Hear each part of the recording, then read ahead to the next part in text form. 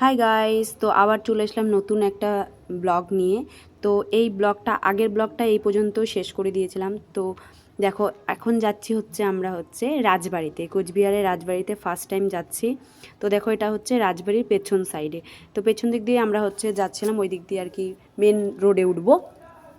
আর সেই দিন যা গরম পড়েছিল, প্রচণ্ড রোদ ছিল। আর যেহেতু আমরা অনেক সকালে, মনে করো সকালে কি 9টার দিকে গাড়িতে উঠেছিলাম, তো অনেকটা থেমে থেমে আমরা আসছি, কারণ একভাবে কিছুতে আসা যাচ্ছিল না, এত গরম লাগছিল। আর এতক্ষণ গাড়িতে বসে থাকাও হয় না, একদম বিরক্ত লেগে যাচ্ছিলো। তার জন্য আমরা একটু রেস্ট করে করে আসছি, সেজন্য আমাদের অনেকটা টাইম লাগছিল। তো দেখা একদম রাজবাড়ির সামনে চলেই আসছি। তো ঢুকবো। তো আগে গিয়ে পার্কিংয়ে আগে টিকিট কাটতে হবে, তারপরে আমরা চলে এসেছি রাজবাড়িতে। এই যে সবাই একটু হালকা একটু রেডি হলাম হয়ে এখন যাব আমরা রাজবাড়িতে। তো এই যে আমাদের টিকিট কাটা হয়ে গেছে, দেখা টিকিটগুলো দেখো। এই যে আমাদের টিকিট কাটা হয়ে গেছে, টোটাল সবার আছে না ধরো। তো তারপরে দেখো এখন আমরা সবাই মিলে যাচ্ছি রাজবাড়িতে। ফাইনালি রাজবাড়িতে যাচ্ছি, এতক্ষণ জার্নি করার পর এখন যাব আমরা রাজবাড়িতে। তো ওইখানে ঢুকে পড়েছি দেখো।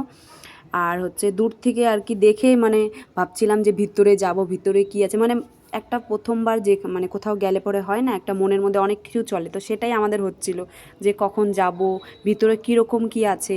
হ্যাঁ, তো ওটার জন্যই মনটা একদম অস্থির হয়ে যাচ্ছিলো কতক্ষণে যাব। তো এইদিকে দেখো টুনটুনি সেই দৌড়, ও এতক্ষণ পরে ভাবছিল যে এতক্ষণ ধরে গাড়িতে বসে থেকে একদম কারোই ভালো লাগছিল না, তার মধ্যে গরম ছিল প্রচণ্ড। তো সেই জন্য।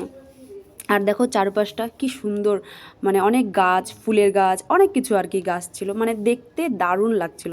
তো ভাবলাম যে তোমাদের সাথে শেয়ার করি, আর নিজেও দেখে নিই। পরে গিয়ে এই ব্লগগুলো যখন দেখবো তখন ভাববো যে না, আমরা গিয়েছিলাম এখানে, এই করেছিলাম, একটা স্মৃতি হয়ে থেকে যাবে সারা জীবনের জন্য। তো দেখো আমরা রাজবাড়ির ভেতরে ঢুকেছিলাম। তো ওখানে যেহেতু ক্যামেরা অ্যালাউ করে না, তো আমরা ওখানে এমনি নিজের খালি চোখেই সব জিনিসগুলো আর কি অনুভব করে নিয়ে তারপরে বেরিয়ে পড়েছি। আর এটা পেছন দিকটাতে এখানে পার্ক, গার্ডেন টাইপের করা আছে। তো এখানে আর কি আমরা যাব। তো এখানে আমরা অনেক ফটো তুলেছি, রিলস বানিয়েছি। রাজবাড়ি আমাদের দেখা সব কমপ্লিট, ফটো তুললাম, সব হয়ে গেছে। এখন আমরা যাচ্ছি তো আমরা এখন যাচ্ছি বাড়িতে। তো এখন রওনা দিব আমরা বাড়িতে সবাই মিলে। হ্যাঁ, তো খাওয়া দাওয়া করবো, তারপরে বেরোবো আর কি।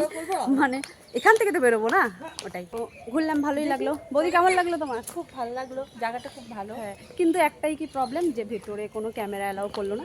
এমনি আমরা চোখে যেটুকু চোখে আর কি দেখলাম, তোমাদের সাথে শেয়ার করতে পারলাম না। এটা পেছন সাইডটা না রাজবাড়ির, ওই সামনের দিকে ছিল, আর এটা পেছন সাইড। দেখো কি সুন্দর, খুব সুন্দর জায়গাটা, ভালো লাগলো। তো তারপর দেখো চলে এসেছি পার্কিংয়ের এখানে, অনেক কিছু দোকান বসেছিল আর কি।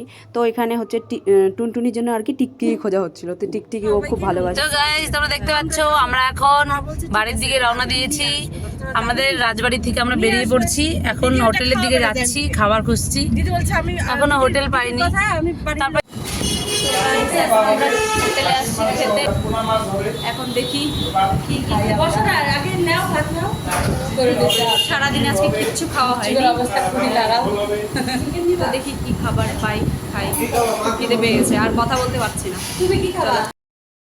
তো দেখো এখানে সারাদিন পর ভাত দেখে খুবই খুশি লাগছিল, মনে হচ্ছে জানি কবের থেকে আমরা খাই না, এরকম একটা ফিল আসছিল আর কি।